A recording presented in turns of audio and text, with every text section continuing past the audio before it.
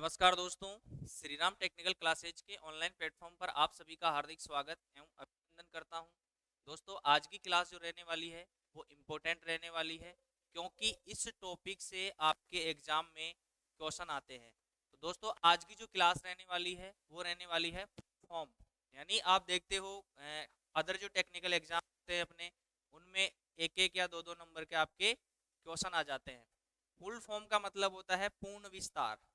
दोस्तों, यहाँ से देखिए इंपॉर्टेंट क्वेश्चन जो है अब तक की जो एग्जाम के अंदर फुल फॉर्म जो पूछी गई है वो देखें यहाँ से कौन कौन से एग्जाम में पूछी गई। यहाँ से तो यहाँ से देखिए डीएमआरसी एग्जाम में आई, यहाँ से यूपीआरवीएनएल वाले पेपर में आई हुई है, पीजीसीआईएल में आई है, यहाँ से प्लांट असिस्टेंट का एग्जाम देख लो, टेक्निकल हेल्पर का एग्जाम देख लो, यूपीपीसीएल टीजी2 एग्जाम देख लो, डीआरडीओ, इसरो, बार्क आदि टेक्निकल एग्जामों में यहाँ से क्वेश्चन देखने को मिलता है।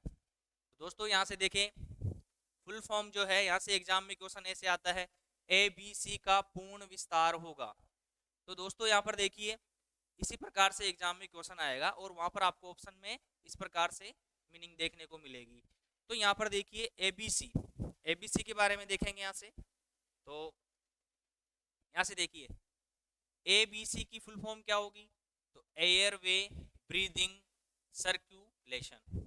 दोस्तों, इस प्रकार से आपको ऑप्शन में आंसर मिलेगा। उस प्रकार से फिर क्वेश्चन पूछेगा आपसे ओ एस एच ए की फुल फॉर्म क्या होती है। तो यहाँ से देखिए occupational safety and health administration. इस प्रकार से दोस्तों यहाँ पे देखेंगे डी आर ए बी की फुल फॉर्म क्या होगी। तो यहाँ से देखिए D for dangers, R for response, A for airway और बी फॉर ब्रीदिंग। यहाँ से देखिए अब देखिए सीपीआर की फुल फॉर्म क्या होगी, ये भी एग्जाम में आई हुई है। तो कार्डियो पल्मोनरी रेस्पिरेशन। ध्यान रखना है दोस्तों, इस प्रकार से एग्जाम में क्वेश्चन आएंगे आपके। आगे देखते हैं नेक्स्ट। यहाँ से देखिए पीपीई, पीपीई की फुल फॉर्म क्या है, ये भी एग्जाम में क्वेश्चन आए हुए हैं। तो देखिए यहाँ से पीपीई की फुल फॉर्म क्या होगी, तो पर्सनल प्रोटेक्टिव इक्विपमेंट। जब आप फायर एंड सेफ्टी वाला जब टॉपिक पढ़ते हैं तो उसमें एक टॉपिक आता है पीपीई, जिसे बोला जाता है पर्सनल प्रोटेक्टिव इक्विपमेंट। यानी इसका मतलब होता है दोस्तों व्यक्तिगत सुरक्षा उपकरण। क्या है दोस्तों, व्यक्तिगत सुरक्षा उपकरण, व्यक्तिगत सुरक्षा सुरक्षा उपकरण। ये क्या होता है दोस्तों, इसके व्यक्तिगत सुरक्षा उपकरण के कोड होते हैं, जिसमें संख्या पूछता है पीपी फर्स्ट में क्या है, पीपीई सेकंड में क्या है, पीपी थर्ड में क्या है। इस प्रकार से एग्जाम में क्वेश्चन आते हैं। तो यहाँ से देख लेंगे, सबसे पहले पीपी के बारे में देखेंगे। इंपॉर्टेंट है दोस्तों, इसलिए अपन इसको पढ़ रहे हैं। यहाँ से देखो पीपीई, ये क्या होता है दोस्तों, पर्सनल प्रोटेक्टिव इक्विपमेंट बोला जाता है इसको। तो यहाँ से लिख लो आप, यहाँ से देखिए पर्सनल प्रोटेक्टिव इक्विपमेंट, इसे क्या बोलते हैं दोस्तों, व्यक्तिगत व्यक्तिगत सुरक्षा सुरक्षा उपकरण। अब इसमें संख्या से क्वेश्चन पूछेगा आपको, पीपी फर्स्ट के अंदर किसकी सुरक्षा है, पीपी सेकंड के अंदर किसकी सुरक्षा है। तो यहां से क्वेश्चन आता है दोस्तों। तो यहाँ पे देखिए पीपी फर्स्ट, इसमें ध्यान रखना है फर्स्ट के अंदर जो है वो आएगी आपकी सिर की सुरक्षा। किसकी सुरक्षा दोस्तों, सिर की सुरक्षा। पीपी संख्या फर्स्ट में क्या है दोस्तों, सिर की सुरक्षा। यहां से एग्जाम में पूछता है पी सेकंड, इसमें क्या होता है दोस्तों, पैर की सुरक्षा। क्या है, पैर की सुरक्षा। मतलब आप कौन कौन से उपकरण इस सुरक्षा के लिए लोगे। तो पीपीई के अंदर क्या लिया जाता है, हेलमेट। क्या लेते हैं दोस्तों, हेलमेट। और यहां पर देखिए पैर की सुरक्षा के लिए क्या पहनते हैं, जूते, शूज पहनते हैं ना दोस्तों। यहां से भी एग्जाम में क्वेश्चन आया हुआ है कि जो शूज जो होंगे वो किस प्रकार के होंगे। तो यहां से देखिए मोटी मोटी रबर, मोटी रबड़ की सोल, मोटे रबड़ की सोल व चमड़े के जूते। किस प्रकार के जूते होंगे? मोटे रबड़ की सोल व चमड़े के जूते। इन जूतों से भी क्वेश्चन आया हुआ है दोस्तों एग्जाम में, तो ध्यान रखना है। यहां से देखो पीपी थर्ड, थर्ड के अंदर दोस्तों ध्यान रखना है किसकी सुरक्षा आएगी? चेहरे की सुरक्षा। किसकी? चेहरे की सुरक्षा। चेहरे की सुरक्षा। इसमें देखिए चेहरे की सुरक्षा के लिए आप देखिए फेस शील्ड लेंगे, मास्क लगाएंगे। तो यहां से देखिए मास्क, फेस शील्ड, ये ध्यान रखना है। यहां से देखिए PP4, 4 में यहां से देखिए संख्या 4 में जो है यहां से आएगी हाथों की सुरक्षा या भुजाओं की सुरक्षा। भुजाओं की सुरक्षा। इसके लिए क्या करेंगे दोस्तों? ग्लव्स पहनेंगे। ग्लव्स हाथों में जो पहनते हैं, ग्लव्स। इसके बाद में देखिए PPE5, 5 के अंदर दोस्तों ध्यान रखना है क्या आएगा? 5 के अंदर आएगी आंखों की सुरक्षा। किसकी सुरक्षा दोस्तों? आंखों की सुरक्षा। आंखों की सुरक्षा। अब यहां से देखेंगे आंखों की सुरक्षा के लिए क्या पहनते हैं दोस्तों? चश्मा। यहां से देखिए PPE6, दोस्तों ये जो PPE संख्या इसमें आती है 8 तक।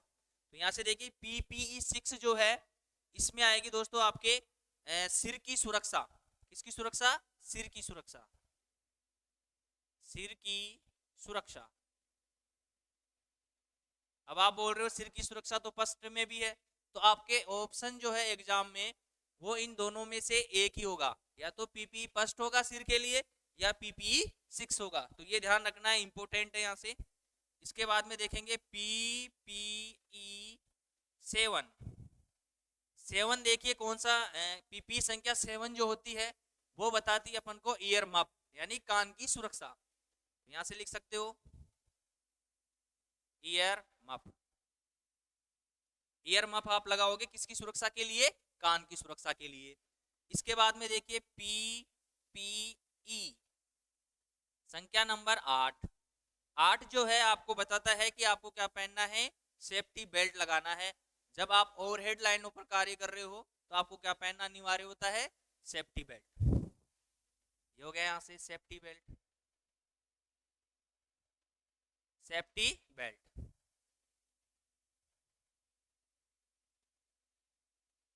सेफ्टी बेल्ट इंपॉर्टेंट है दोस्तों, आप यहां से इसका स्क्रीनशॉट भी ले सकते हो। पीपी फर्स्ट के अंदर आएगी सिर की सुरक्षा, पीपी 2 के अंदर आएगी पैर की सुरक्षा, पीपी थर्ड के अंदर आएगी चेहरे की सुरक्षा, पीपी 4 भुजाओं की सुरक्षा, और पीपी 5 जो है वो आएगी आंखों की सुरक्षा, और पीपी 6 जो है दोस्तों वो भी सिर की सुरक्षा, और पीपी 7 जो होती है दोस्तों वो आएगी ईयर मफ कान की सुरक्षा, और पीपी 8 जो होती है दोस्तों संख्या वो आती है सेफ्टी बेल्ट। यहां से इन संख्याओं से क्वेश्चन एग्जाम में पूछ लेता है। अब चलते हैं अपन फुल फॉर्म पर। यहां से देखेंगे नेक्स्ट जो फुल फॉर्म है वो है रेस, RACE। इसकी फुल फॉर्म क्या होगी? तो यहां से देखिए R for rescue, A for alarm, C for confine और E फॉर एक्यूएट। ध्यान रखना एग्जाम में आएगा RAC की फुल फॉर्म क्या होगी? तो रेस्क्यू, अलार्म, कन्फाइन, एक्यूएट। इसके बाद में देखिए यहां से NEMA की फुल फॉर्म क्या होगी? तो N फॉर हो जाएगा नेशनल, E फॉर हो जाएगा इलेक्ट्रिकल, और M फॉर हो जाएगा मैन्युफैक्चर, A फॉर हो जाएगा एसोसिएशन। ये ध्यान रखना है। यहां से देखिए PMEN इसकी फुल फॉर्म आएगी दोस्तों, तो क्या है? P for protective, M for multiple, A for earthed और N फॉर न्यूट्रल। ये ध्यान रखना है। आगे चलते हैं नेक्स्ट। यहां से देखिए नेक्स्ट यहां पर देखिए NEPA की फुल फॉर्म क्या होगी?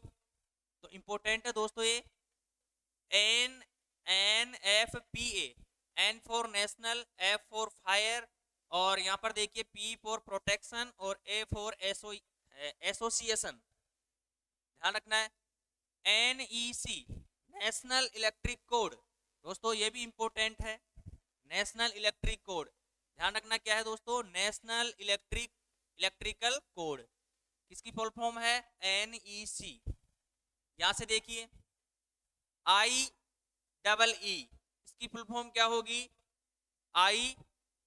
ट्रिपल ई है यहाँ पे, ध्यान रखना है क्या है, ट्रिपल ई। IEEE की फुल फॉर्म क्या होती है, तो देखिए यहाँ से I फॉर होगा institute of electrical and electronics engineers. दोस्तों क्या होगा, IEEE की full form institute of electrical and electronics engineers. इसके बाद में देखेंगे BIS, ये दोस्तों ये भी इंपॉर्टेंट है, ब्यूरो ऑफ इंडियन स्टैंडर्ड। क्या होता है दोस्तों, ब्यूरो ऑफ इंडियन स्टैंडर्ड। ये क्या दोस्तों, एक मानक संस्थान है, कहाँ की है, यह है भारत की। क्या है दोस्तों, भारत का मानक संगठन बोला जाता है इसको हिंदी में, भारत का मानक संगठन क्या होता है, BIS, जिसे बोला जाता है ब्यूरो ऑफ इंडियन स्टैंडर्ड। इसके बाद में देखेंगे ISO, ये भी इंपॉर्टेंट है। ISO का मतलब क्या होता है, तो यहां से देखिए इंटरनेशनल स्टैंडर्ड ऑर्गेनाइजेशन। ये क्या है दोस्तों, इंटरनेशनल स्टैंडर्ड ऑर्गेनाइजेशन, यानी इंटरनेशनल जो है दोस्तों, ये इंटरनेशनल लेवल पर जो है ये मानकीकरण की क्या है दोस्तों, संस्थाएं हैं, ये ध्यान रखना है, इंपॉर्टेंट है। यहां से चलते हैं नेक्स्ट फुल फॉर्म पर, JIS। JIS की फुल फॉर्म क्या होगी, तो यहां से देखिए जापानीज इंटरनेशनल स्टैंडर्ड। दोस्तों नाम से ही पता चल रहा है, जापानीज यानी ये कहाँ की संस्थान है, ये जापान का स्टैंडर्ड है। कहाँ की है दोस्तों, जापान की। यहां से देखेंगे BIS, एक और था दोस्तों BIS, क्या था, ब्यूरो ऑफ इंडियन स्टैंडर्ड। और एक BIS जो है वो होता है ब्रिटिश स्टैंडर्ड सोसाइटी। ये कहाँ की है दोस्तों, ये है ब्रिटेन की। कहाँ की है दोस्तों, ब्रिटेन की। कहाँ की संस्थान है, ब्रिटेन की संस्थान है, ध्यान रखना है। एक BIS जो है वो होता है ब्यूरो ऑफ इंडियन स्टैंडर्ड, और एक BIS जो है वो क्या है दोस्तों, ब्रिटिश की स्टैंडर्ड सोसाइटी। इसके बाद में देखेंगे DIN, ड्यूस इंडस्ट्री नार्मेन। ये कहाँ की संस्थान है दोस्तों, यह है जर्मनी की। इसके बाद में देखेंगे ASA की फुल फॉर्म क्या होती है, तो यहां से देखिए अमेरिकन स्टैंडर्ड एसोसिएशन। ये कहाँ की संस्थान है दोस्तों, यह है अमेरिका की। कौन सी है, अमेरिका की।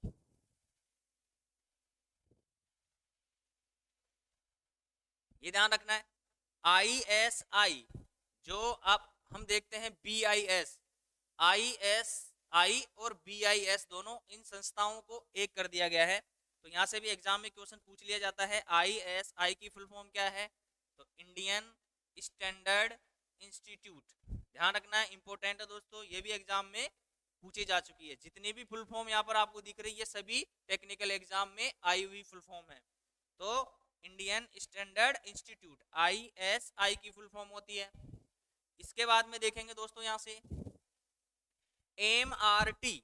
MRT की फुल फॉर्म क्या होती है, तो यहाँ से देखिए मीटरिंग एंड रिले टेस्टिंग। क्या होती है दोस्तों, मीटरिंग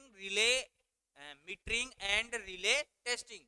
ये क्या होती है, जब आप कोई भी उपकरण का मानकीकरण या स्टैंडर्डाइजेशन किया जाता है, तो दोस्तों इनसे क्या, इन टेस्टों से दोस्तों यहाँ से गुजरना पड़ता है, यानी इन संस्थाओं से गुजरना पड़ता है। ये संस्थाएं क्या करती है दोस्तों, उस उपकरण का क्या करती है, टेस्ट करती है। तो तब उसके बाद में दोस्तों उसका क्या किया जाता है, मानकीकरण या मानक किया जाता है। तो MRT का मतलब क्या हो गया, मीटरिंग एंड रिले टेस्टिंग। उसके बाद में देखेंगे ERETL। ये क्या होता है दोस्तों, ERETL क्या होती है, तो यहाँ से देखिए eastern region electrical and electronic test lab. ये भी एक टेस्टिंग लैब है दोस्तों। यदि आपने इससे पहले वाला वीडियो नहीं देखा है तो उसे जरूर देखें, क्योंकि जो मानक और मानकीकरण जो संस्थाएं होती है उनके अंदर सभी के बारे में विस्तार से समझाया गया है। तो यहाँ से देखिए हम नेक्स्ट देखेंगे CPRI क्या है। CPRI की फुल फॉर्म देखिए, C4 क्या होगा सेंट्रल, P4 क्या होगा power, R for research, I for institute, ध्यान रखना है। इसके बाद में जो ITL की फुल फॉर्म क्या होगी, तो इंटरनेशनल टेस्टिंग लैब। दोस्तों ये सबसे बड़ी लैब है, कौन सी लैब है, ITL, ये क्या होती है, सबसे बड़ी लैब है, ध्यान रखना है। इस प्रकार से आपके एग्जाम में यहाँ से क्वेश्चन देखने को मिलेंगे। यहाँ से देखिए आप इनका स्क्रीनशॉट ले सकते हैं। इसी प्रकार से आपके एग्जाम में क्वेश्चन फुल फॉर्म से आते हैं। दोस्तों यदि क्लास आपको अच्छी लगी है तो क्लास को लाइक भी करें और अपने दोस्तों के साथ शेयर भी करें। यदि आप चैनल पर पहली बार क्लास देख रहे हैं तो चैनल को सब्सक्राइब जरूर करें। धन्यवाद। जय हिंद, जय भारत।